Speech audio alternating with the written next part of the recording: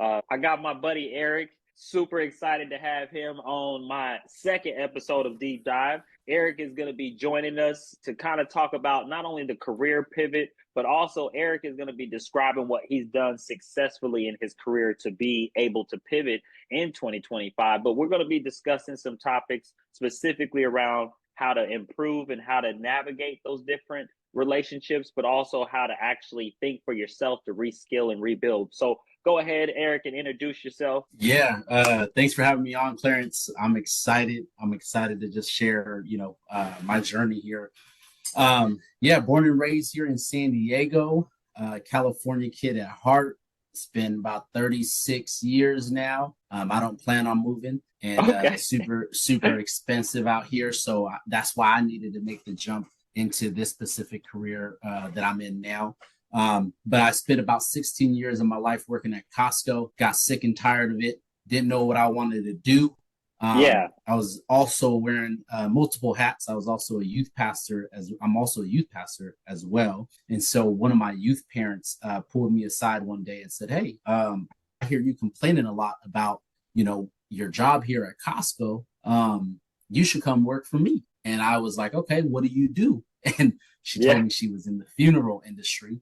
And I was like, that sounds crazy, but hey, why not? I hated where I was at so much to the point where I was willing to work in the funeral industry. Yeah. And so I jumped into that, doing the sales side of things, though. I wasn't doing anything crazy like putting on makeup on dead people or anything like Yeah. that. It was the sales side of it. So I jumped into the sales, B2C, business to consumer. Really enjoyed the word I'm for, just the independence that I had. Just being able to have a say on my own schedule and how hard I wanted to work. So I learned a lot of cool skills jumping into that industry and sales specifically. And then quickly realized that it was a dying business, literally. Yeah. It And was then I hard to was like, stick into the yeah, dying side of the business. yeah. So I was like, there has to be something else out here. Started chat GBTing, hey, like what is the best sales industry to get into? And I came across a couple videos on YouTube, and they started talking about software sales, tech sales, and all that stuff. And that's when I made a jump and said, you know what, let me try to shoot my shot with some of these companies. And I joined a boot camp, did that boot camp for a quick 3 months, and then jumped into LinkedIn and just started applying to the tech world. Yeah. And what were That's some steps that you took? As you said, you were at Costco. Like, talk me through some of that. Like if somebody right now was like, hey, I've been working the same job for 16 years or 5 years, what was the feeling to like say I'm gonna leave? man, the feeling of Yeah. burnout, the Oh, feeling burnout. of constantly being bossed around, and no matter how hard I worked, Clarence, it was never good enough. Mm. And knowing that I'm capped at a certain amount and I couldn't make more, and the leadership role, the roles above me was not even desirable. Just seeing how Yeah. miserable some of the leadership was there already, Yeah. I was like, man, I have to get out of here. You Yeah. know, I had to get out of here. And something I quickly realized is, that saying of like, you are who you hang out with, you are who you hang Yes. out around. It is really true. I started coming into work just bickering and super miserable. And I was like, man, why am I so miserable here all the time? And it's because everybody else was miserable. Yeah. And so if they're miserable, I'm going to be miserable. Mm-hmm. And so I realized I had to change my environment. No matter how uncomfortable I was like, I realized I need to get myself out of this mindset, and I need to really get myself out of this context. And I really needed to be around people who were really like-minded and really wanted Yeah. to jump into, personal growth and stuff like that, who really cared about just succeeding in life and winning in life Yeah. when it comes to a career decision. So that's And why I Eric, had to make that. if you don't mind me asking, through that transition, what is success and what did that success in a new career look like and mean for you? Was it, the trajectory to move further in your career? Was it, like you mentioned, the opportunity to earn more money? as working in tech sales. What was it that kind of drove you to really want to make that change specifically? Yeah, I felt like so correct me if I'm wrong, like the question you're asking is what defines success to me? Yeah, for Yeah. you in that moment of what was it that defined, okay, if I go after this, once I'm there, that would have been my point of getting to where I would describe my success. Like, what can you describe that to me if you can? Yeah, so what what made me realize what sorry, I'm trying to still wrap my mind. I had a long day. No, you were So good. what made me realize or that it is successful, that I'm being successful, is I was accomplishing things that I thought I never would have accomplished. And the giftings that I know that I was made for certain ways, and the ways that I was being utilized at Costco was not being leveraged to the best of my ability, if Mm. that makes sense. Like No, that makes 100% sense. I knew that I was made for more. I knew that I had the skills to get me to where I wanted to be, the amount of money that I wanted to make. I knew that I was capable of doing a lot, and I felt like I was being capped, and I was the ways that I was made was not being utilized.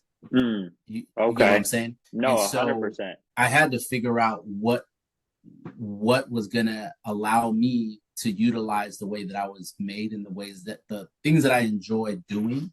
Um, and that's when I made a jump into software sales, and I realized, like, yeah, like, I really enjoy doing what I'm doing here. And people acknowledge the hard work that I put in. So that was a success. That was a win.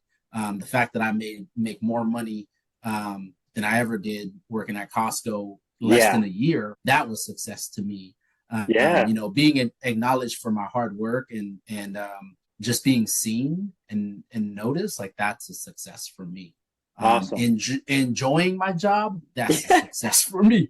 And so, yeah, I don't know if that answered your question, but No, that was a great yeah, answer to my question, and that's what leads me into wanting to kind of overlay what success and career means to me too. I wanted to share some photos as I'm thinking of my nana and grandpa of yeah, people in the 1950s. My grandfather here worked at Ford for about 40 years and retired. And in that wow, photo specifically, as he's shaking those guys' hands, he never got promoted until after putting in mm, 30 years of work, where the yeah, opportunity for him as a black man to actually get promoted wasn't really seen. But when he did it, he had hoped that, as we go into the future of 2025, I could have a chance to become whatever I want to be. So, when I'm using those photos and kind of using your story, it kind of makes sense that even for you and your family, and even for other people like myself and anyone who will be watching or listening, it doesn't always matter about where you come from or where you at yeah, or even where you start. It's also a yeah, matter of where you're trying to go and how, what is it going to take to get there. So that was some mm-hmm, really good insight, and thank you for sharing that with us. And yeah, as far as building on your career, where do you see yourself going in the future? Where would you like to be? yeah. Now that it's so wild looking back to where where I was, and man, it's so wild. I had if you were to had asked me this question a couple months ago, my goal, or a couple years ago, my goal was, hey, I want to become the top SDR, whatever company that I work at. I want to be an SDR, and I want to be the best SDR there is. So I did that. And then I was like, now I want to jump into an account executive, and I want to become the best account executive there is. I want to learn all the sales cycle, the skills, the methodology, all that stuff. So short term, I want to become the best account executive there ever is in the current Yeah. company that I'm working at.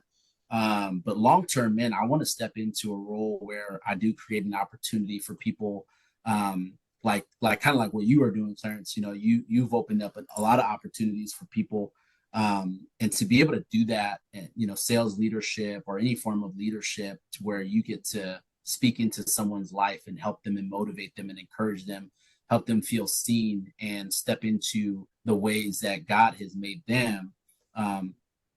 It just, there's no amount of joy that can compare to that.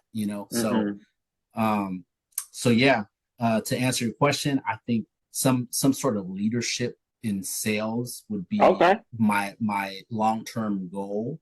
But my short-term goal right now is what I'm looking at is becoming the best account executive there ever is in the current company that I work at, or whatever company I decide to move into. Yeah, no, that's super helpful because that leads me into uh signs of being stuck, you know what I mean, and asking yourself, like you said, like when it is time to move into that next role, how do you differentiate burnout versus lack of motivation, or also kind of like we've talked about before, like all of us are in different live in different states, we all live in different parts of the world, we all are different ages or phases of our life. Like, when was it where you were like, okay, I'm not comparing myself to anybody else, but I'm gonna just go stop what I'm doing here and go do something else? Like, what was that feeling like? Where did you feel peer pressure from an age or demographic?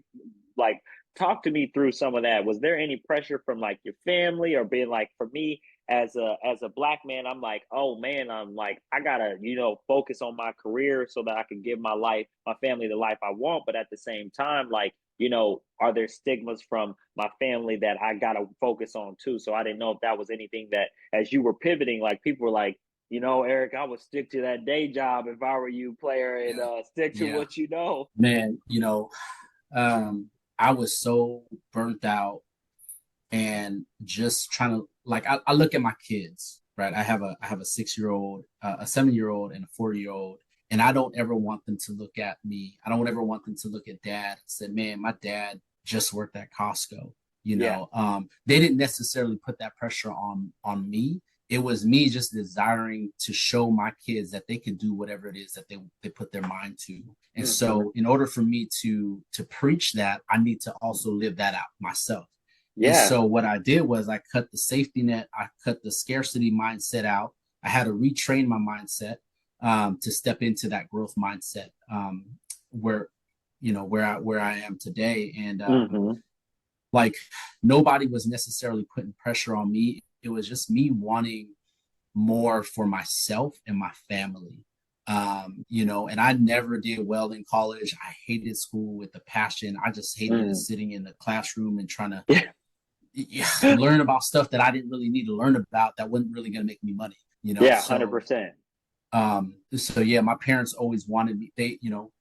They're refugees from Southeast Asia, came over to Oh wow. America, was hoping that I would be the financial savior, but I got caught up in life in gangs and Yeah. stuff like that, and then never went to college, never became a doctor or a lawyer.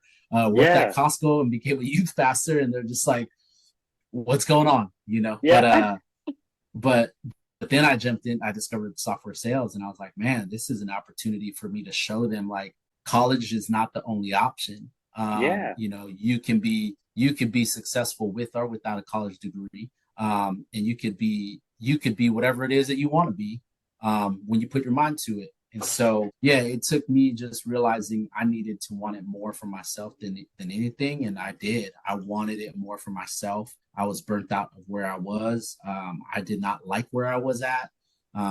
It was just again a scarcity mindset, and I was just waiting for God to just place something on my lap to change my circumstances. Yeah. But that's you and I know that's not how it works. You have to That's put in not how it works. put in the work. You have to really want it yourself. You have to go get after it. And my favorite quote in life is, "Those who don't learn from history are doomed to repeat it."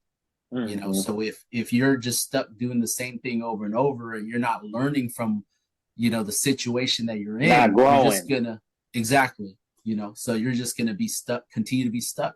So yeah, sorry that was long-winded. No, that was great. I you mean, know that was kind of what I was looking for, because you're absolutely right. Whenever I'm thinking of, I share with you, I started off flipping eggs and pancakes. And mind you, there's nothing wrong with working at Costco. There's yeah, nothing wrong with working whatever job you want to work, because you can take your check and go drop it in the S&P 500 and live your yeah, life and scale your money that way, right? So what yeah, we're talking about here is people who are really looking to get growth from not only a professional way, but using their career as a stepping stone to work on hard and soft skills, similar to what we've talked about, where, hey, if I go and I'm looking to move forward, how many skills is Costco or flipping bacon and eggs and pancakes gonna really teach me. You know, Yep. having my grandmother walk by and wave in the kitchen, tell me, keep up the Yeah. good job, baby. I love you.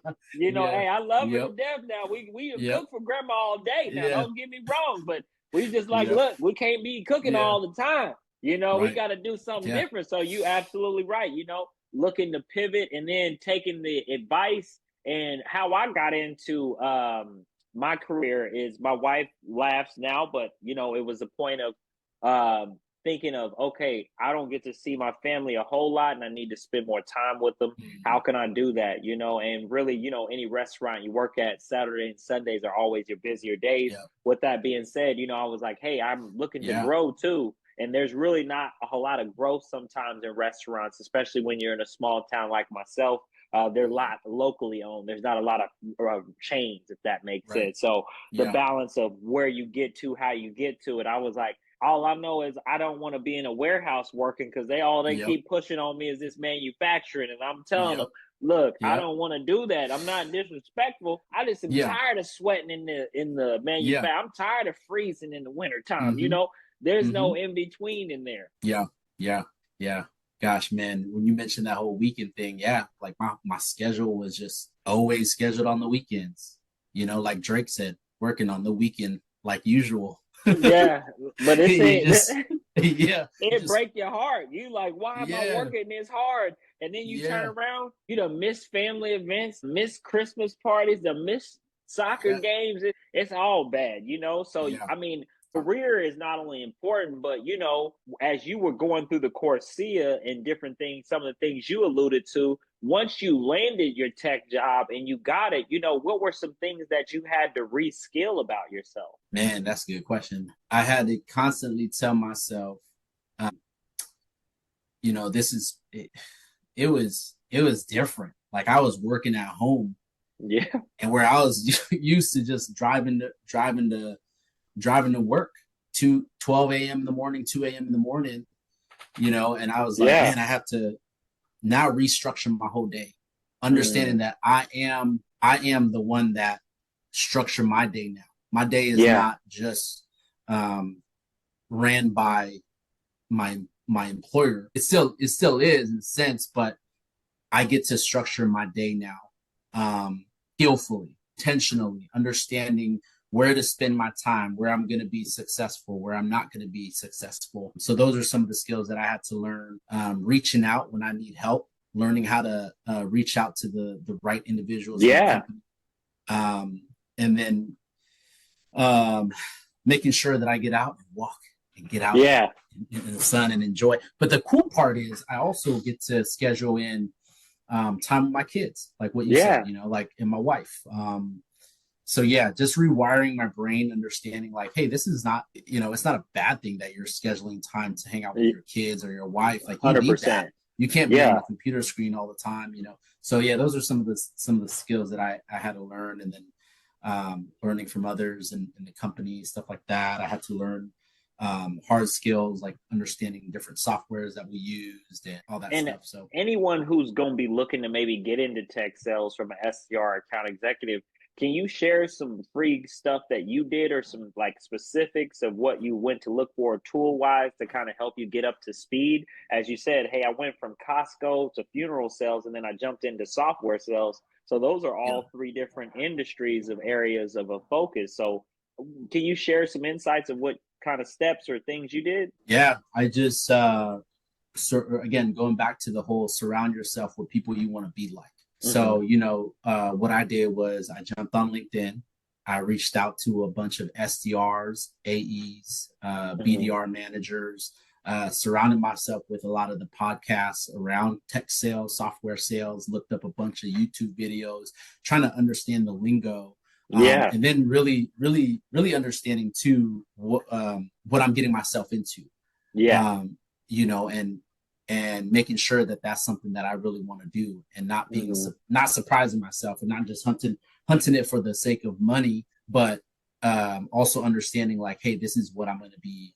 These are the challenges that I'm going to face, and these are Yeah. ways that I can get out of those challenges, and not look at them as challenges as failure, but an opportunity for growth. Right? I think one Yeah. person that I spoke to once, they said, "There's no there's no growth in the comfort zone and there's no Mm-hmm. comfort in the growth zone.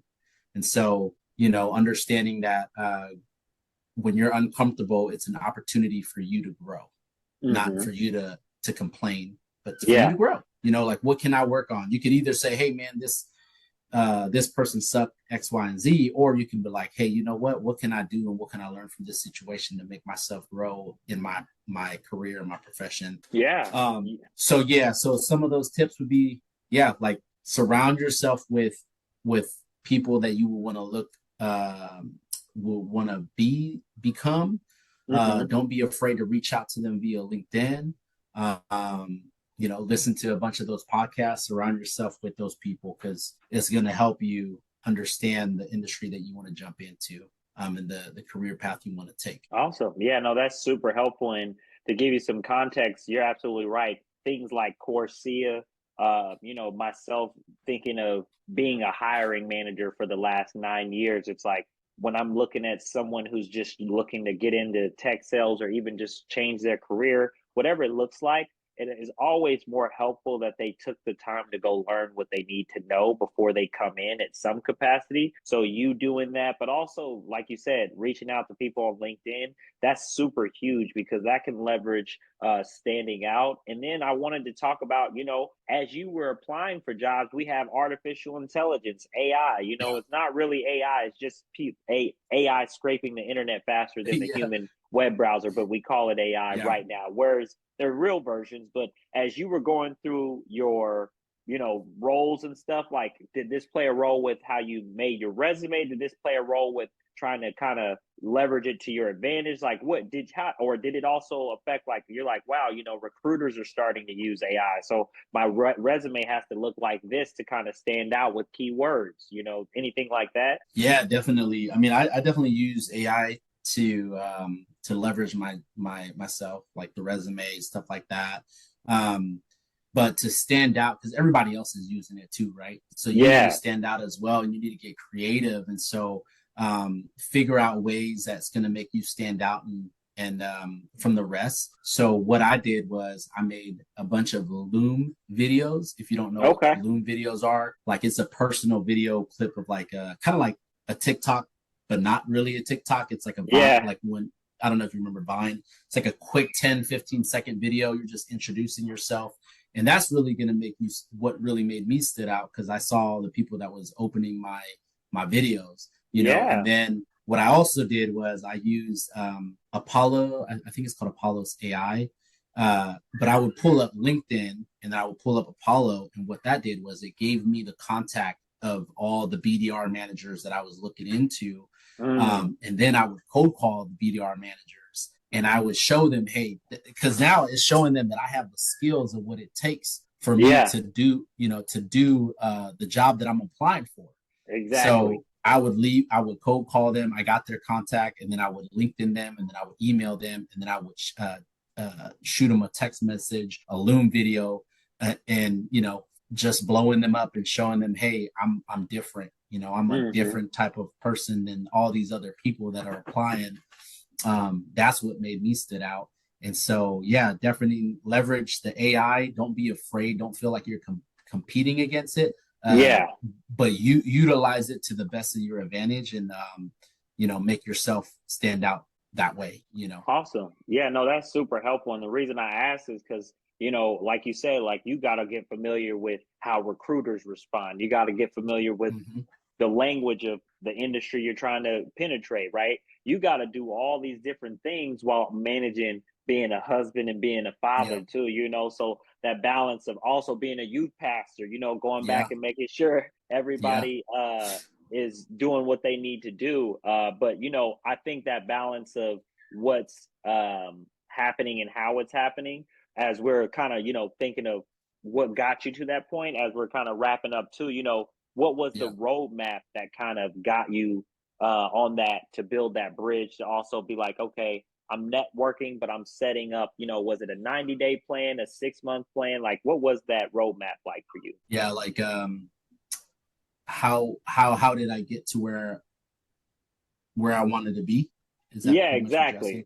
yeah, so like after your interview, like what was your roadmap of like, okay, I'm in the SDR seat. Like what was next for Eric after that? Like when I was hunting for the interview. Like, yeah, no, after you got the like you're in the interview, after you got the job, like what were the kind of things as far as like success, or like what were you measuring from what you learned, as you were kind of learning the language, using Coursera, just learning the systems, using Apollo, like just learning the workflow. Then you get the role. Like, what was the roadmap like for you as you got into the actual seat to do the job? Like when I got hired, and then now Yeah, like after 90 days, like yeah, yeah, there. I mean, it wasn't really any difference. I felt like yeah, like I did what I was applying for, So when I got familiar with these tools, when I was prospecting the hiring managers, when I was understanding the correct ICTs, what they call it, all these terminologies did not go away.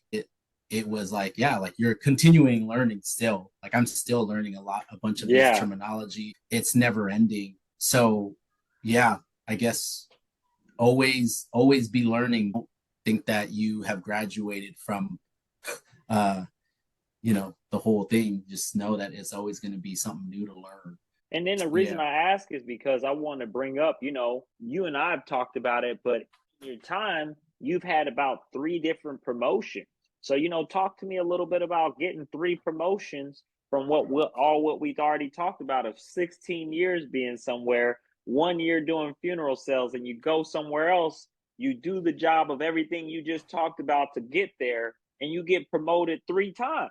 So walk Yeah. me through that. Yeah. I mean, it comes down to really putting in the work, being about your business, and not really letting wishful thinking just fall on your lap, right? Like you really have to go out there and apply everything that you learn. So when I was sitting there, I was like, okay, um, I want to get promoted quickly, so I need to show that I have what it takes. So Mm-hmm. I reached out to the top performers. I was like, hey, what do you do in this situation? I learned from them. I learned from my manager. Understand to do everything he told me to do, Yeah. and he literally built everything out, roadmapped everything out for me, and I was just like, oh, cool. So yeah, like I think I don't know.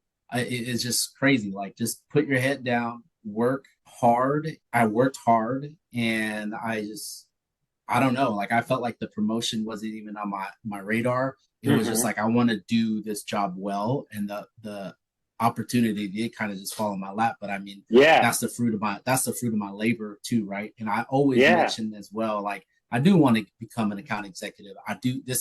I made it clear, like, hey, this is my goal. Like I want to Mm-hmm. not just be an SDR for forever. I actually want to jump into this specific role, Yeah. No, showing that that I do desire that. So no, that's yeah, helpful. And I mean, you started from inbound SDR to outbound SDR to an account executive. So anybody who's watching or listening, as my final question is like, what would be your advice to somebody who's going to watch and say, okay, wow, I really liked everything I heard from Eric. What would be your final words for them saying, hey, you know what?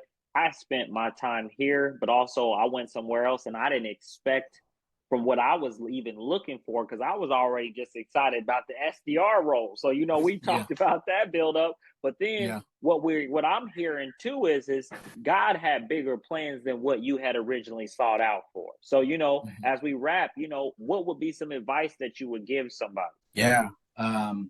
Don't be afraid. Don't be afraid of stepping out. Don't be afraid because fear can paralyze you. Mm-hmm.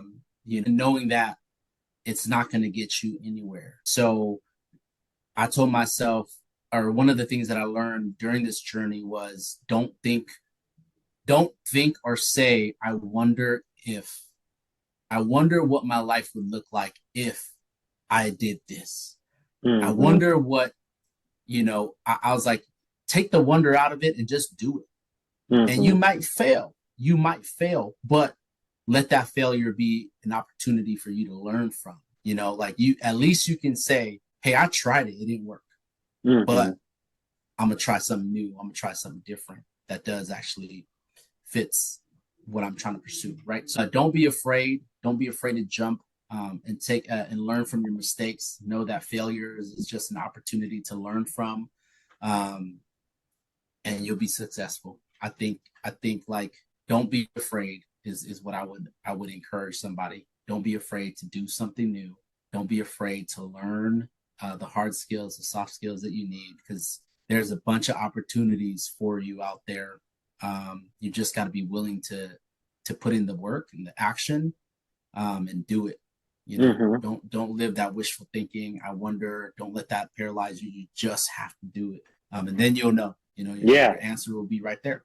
You know, you'll never know unless you take that jump. Yeah, no, that's super helpful, and thank you so much for explaining that and putting that into good context too, because exactly what you're describing is a lot of what we see in America today of people facing where they went to college and they didn't get the job they wanted, so they think there's nothing left for them. But the reason we wanted to talk about career pivoting is you and myself have had to pivot multiple times in our careers, and it's led us to be more successful down the road because of the pivot. So hopefully anybody who's going to watch is going to hear your story and be inspired to understand it doesn't matter if the cells you're in are dying, like you mentioned, from the Yeah. funeral cells literally Yep. dying, but also, you could be somewhere for a decade plus and feel like, if I do leave, what else could there be for me? And all you kind of proved and shared with us is that there's not only more, but as you Yeah. even got into the position you desired, God had a bigger plan for you overall than what you Yeah. had truly started off and truly desired.